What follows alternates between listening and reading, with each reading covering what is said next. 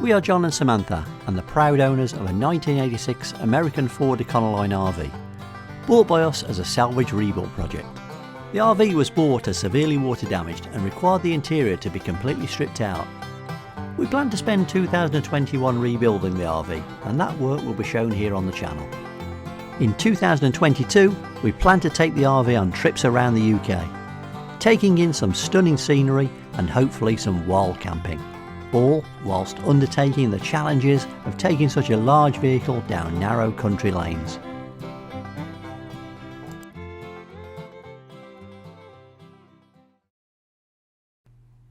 Our next job is to rebuild and repaint the prop shaft.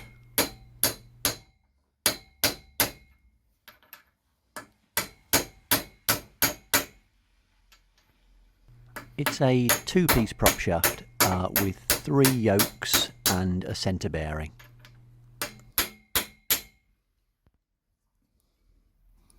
Perfect, we've got the slot in there. Okay.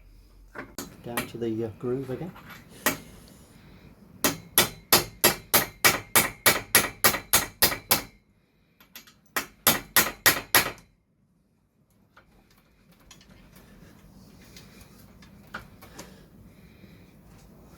Okay, so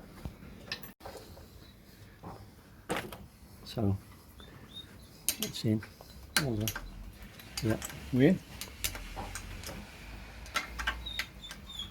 yeah, that's in. Okay. Okay, so we've got 3 prop shaft UJs to change. We've done 2. This is the third one. Just for those who don't know, you can test these by trying to twist it that way. And if you feel any clicking noises, any movement, that's a good sign that you need to change the joint, because the bearings have worn out in the joint. In this case, there's none at all, but as we've got the joint, we're going to change it anyway. And there's the third one, all complete. New clips, new joint. How easy was that, Rob? Too easy.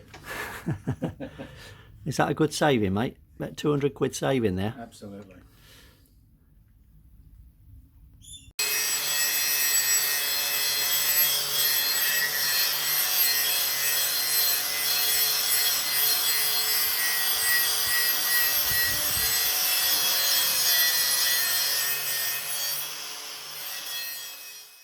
The end of the shaft will slide in and out of the gearbox output shaft seal, and so we covered that over with some masking tape so we don't get any paint on it.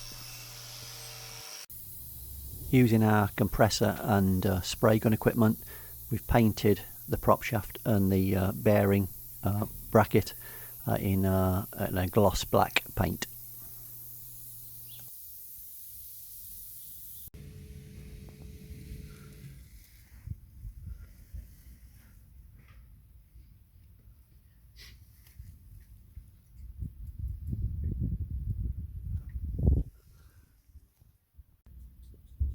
So the prop shaft is now back on, fully repaired, and the big question is, will it drive?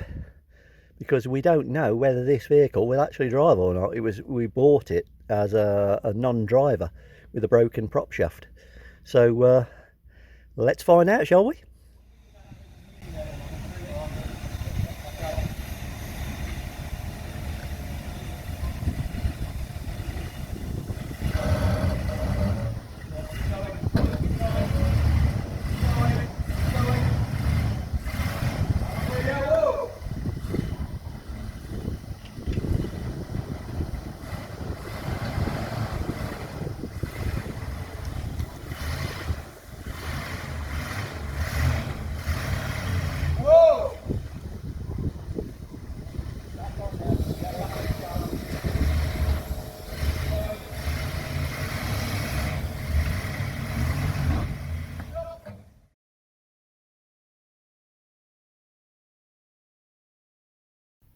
Right, for this part of the video, Rob, we'll give the viewers a little update as to what you've been up to for the most part here. So do you want to just talk us through what we're doing here, Rob, with this lattice work? At the moment is supporting the roof and giving it a lot more strength than what it had before, because we've taken all of the structure out of it and we're now putting it back in. Yep. As you pan round, you can see the whole thing is supported. Yeah, indeed. We've And it's used, very strong now, isn't it? yeah, it's what we needed. Very strong. A lot stronger than it was when we bought the thing, isn't it? Yeah. There's a little bit more to do yet, but it's yeah, really close pleased to the with that. end of a good strong roof now. Cool. Okay.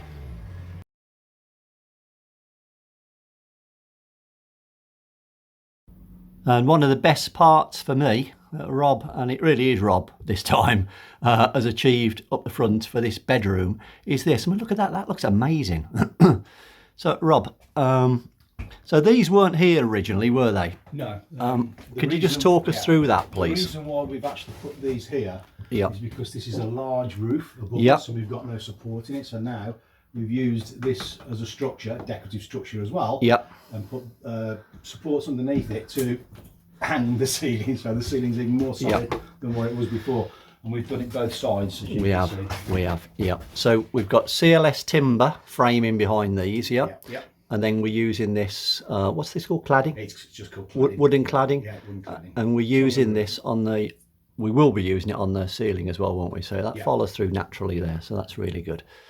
So on here then, Rob, I mean, this looks really good now. I mean, this was rotten, wasn't it, before? Yeah. You can see in one of the previous videos.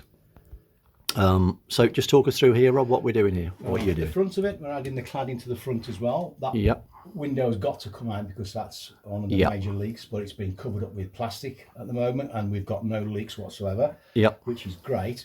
Here we've replaced all the rotten wood and put the new plywood back in, and it's as strong as what it was before. It really is, isn't it? I mean, we've sat on there, and that is stronger than it was. And there's a bit more plywood to go on the outsides by the two windows here. We're getting round to that slowly but surely. We put some insulation in. I mean, some people might say, well, what's the insulation for? It isn't going to achieve anything.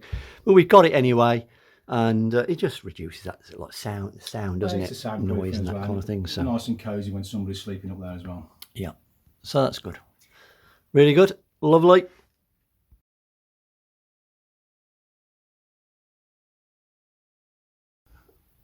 Okay, so we showed the viewers some of this last time. This is the unit where the television's going to go, and this is going to be the bench seat on that left-hand side of the vehicle.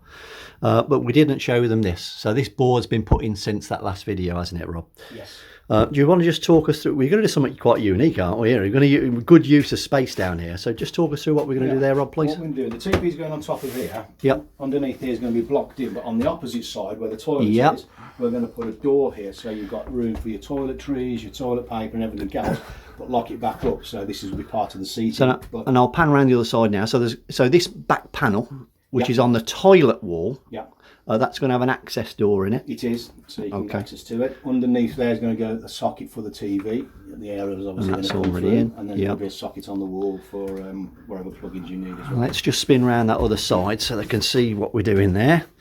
So that is going to be the toilet, and it has to stand upright, doesn't it? It's got to stand off the ground a little bit because of the way it's set up. 12mm, and then the door panel is going to go. I'll draw it on, doesn't make any difference, somewhere round there, which means it will have access to the whole of the back. So any toiletries can be put in there. Absolutely, yeah. And hidden away in that little cubby hole then, aren't they? Yeah. Good use of space, really like that. Yeah, cool.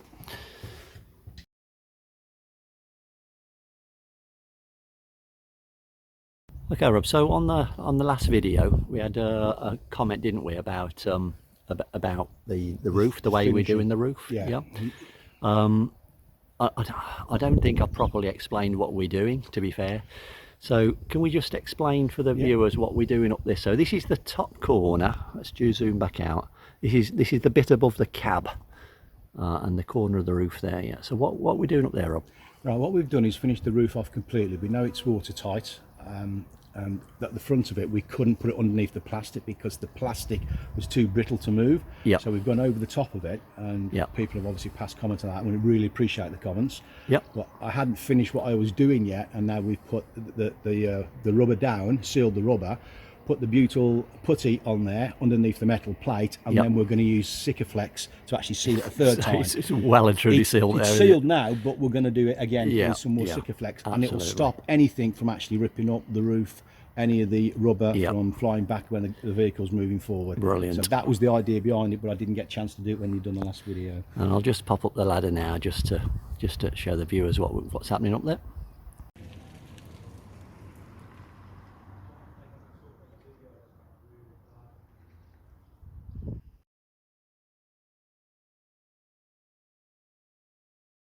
Also on the outside, if anybody's got any ideas that what we can do with this area here, we're really struggling to get. We wanted a vent, a sort of artificial vent, because it's actually going to be behind the shower, so it isn't actually going to do anything, but we need to cover the hole up.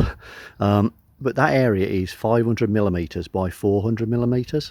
So if anybody's got any ideas of what we can do with that, please drop them in the comments below. We'd love to hear your thoughts on that. What we don't want to really do is just put a piece of stainless steel plate across the top of it and it looked really bland. So any ideas with that, please? That'd be more than welcome.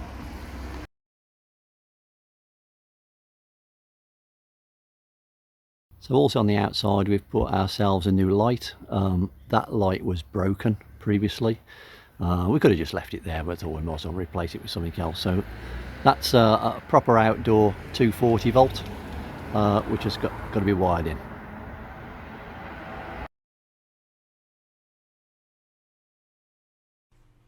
That's it for this week, guys. Thanks for watching the video, and we hope to see you again soon. Take care, everyone. We love you loads.